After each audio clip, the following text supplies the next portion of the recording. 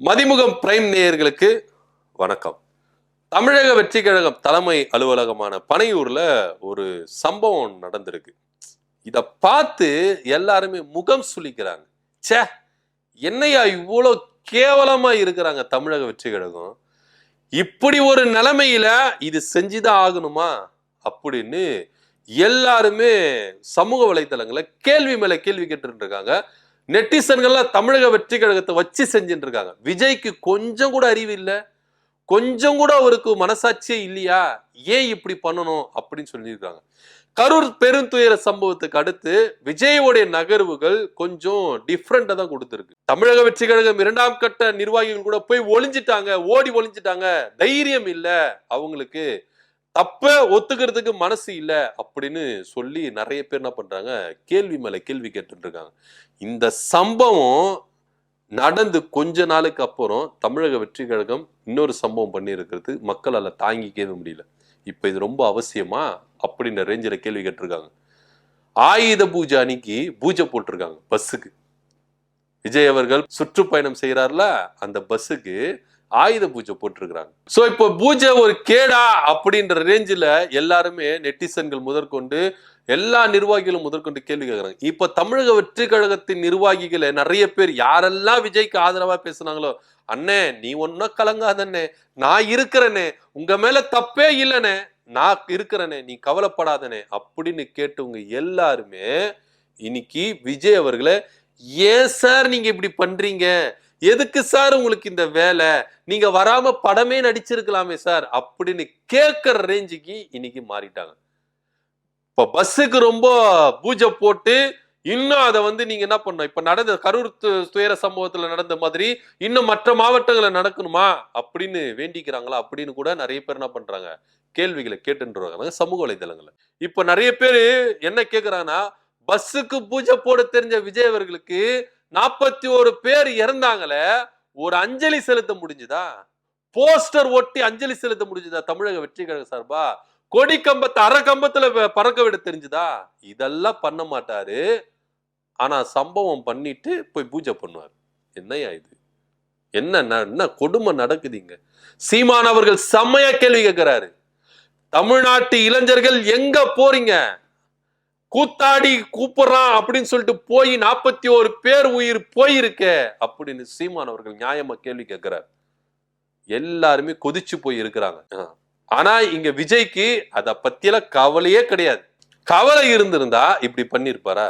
ஏதோ கடமைக்காக ஒரு வீடியோ போட்டிருக்கிறாரு, ஷூட்டிங் நடத்தி இருக்கிறாரு. அந்த ஷூட்டிங் நடிப்புல கூட அழுவுற மாதிரி நடிங்க சார்னா நடிக்க வரல, கண்ணுல இருந்து தண்ணி வரல, கண்ணுல இருந்து தண்ணி வரல, உண்மையான தண்ணி வரல. கிளிசரிங் போட்டிருந்தா ஒருவேளை தண்ணி வந்திருக்குமோ அப்படின்னு கூட தெரியல, ஒருவேளை போடுறதுக்கு மறந்துட்டாரோ என்னவோ தெரியல. அந்த மாதிரி தான் விஜய் அவர்களுக்கு இப்போ நிலைமை இருக்கு. உண்மையிலேயே உங்களுக்கு கரூர்ல நடந்த அந்த பெரும் துயர சம்பவம் தாக்கத்தை ஏற்படுத்தியிருக்கின்ற சந்தேகம் வருது. வீடியோல பேசினா மட்டும் போதாது, வாழ்க்கை நடைமுறையில இப்போ உங்களுக்கு பூஜை அவசியமான விஜய் அவர்கள் கேட்டிருக்கணும். அங்க 41 பேர் உயிரிழந்திருக்கிறாங்க, கரூர்ல இவ்வளவு பெரிய சம்பவம் நடந்திருக்கு, இது சமூக வலைதளங்கள் முதற்கொண்டு தமிழ்நாடு முழுக்க இது அதிர்வலைகள் ஏற்பட்டிருக்கு, பூஜை ஒரு கேடா அப்படின்னு கேட்டிருக்கணும். ஆனா இங்க யாருமே எதுவுமே கேட்கல அப்படின்றது எல்லாருடைய குற்றச்சாட்டா இருக்கு.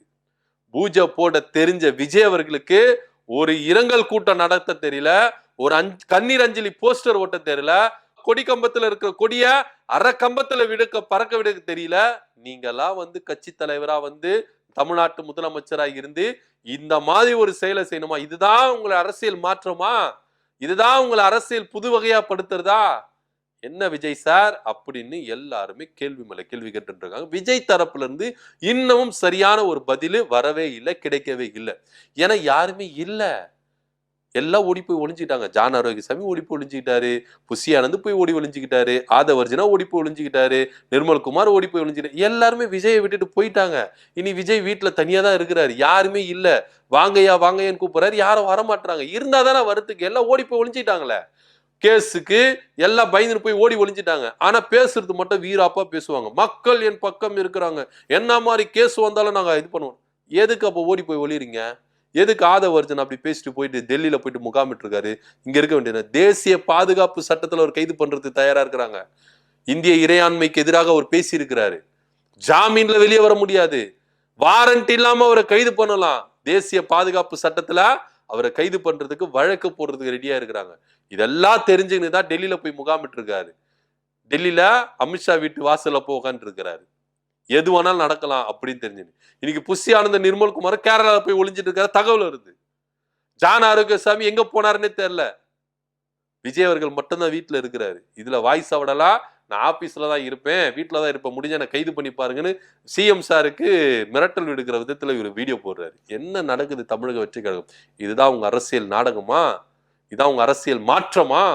இளைஞர்களை இப்படிதான் அரசியல் வகைப்படுத்துவீங்களா அப்படின்னு எல்லாருமே கேள்வி மேல கேள்வி கேட்டு இருக்காங்க. கரூர் பெருந்துயர சம்பவம் அந்த ஈரம் காயறதுக்குள்ளாகவே விஜய் அலுவலகத்துல பூஜை போட்ட சம்பவம் பெரிய அதிர்வலைகளை ஏற்படுத்தியிருக்கு, பேசும் பொருளா இருக்கு. இந்த விஷயத்தை கேள்விப்பட்டு எல்லாம் முகசுலிக்கிறாச்சா, தமிழக வெற்றி கழகத்துல போய் நம்ம ஐக்கியமானமே, அண்ணன் விஜய் அவர்களுக்கு நம்ம ஆதரவா பேசணுமே எல்லாம் முகசுலிக்கிறாங்க. இப்பேற்பட்ட ஒரு கேவலமான செயலை செய்யறதுக்கா விஜய்க்கு நம்ம இந்த அளவுக்கு தூக்கி பிடிச்சோம் அப்படின்னு எல்லாருமே கேள்வி கேட்கறாங்க. இன்னைக்கு விஜய் அவர்களை எல்லாரும் கேள்வி கேட்கறாங்க. அண்ணே நீ வராதனே, சினிமாவுக்கு போயிருனே அப்படின்ற மாதிரி கேட்கறாங்க. எல்லாருமே கேள்வி கேட்கறாங்க. ஸோ இதுதான் இன்றைக்கு தமிழக வெற்றி கழகத்தினுடைய நிலைமையா இருக்கு. யார் இறந்தா என்ன சம்பவம் நடந்தா என்ன, நான் செய்ய வேண்டியதை செய்வேன் அப்படின்னு சொல்லிட்டு தான் விஜய் அவர்கள் செஞ்சுட்டு இருக்கிறாரு. தமிழக வெற்றி கழகத்தின் அலுவலகத்துல விஜய் பிரச்சார வாகனத்துக்கு பூஜை போட்ட விஷயம் ரொம்ப பெரும் அதிர்வலைகளை ஏற்படுத்தியிருக்கு. இதை பத்தி உள்ள கருத்து என்ன அப்படி கமெண்ட் பண்ணுங்க. நன்றி, வணக்கம்.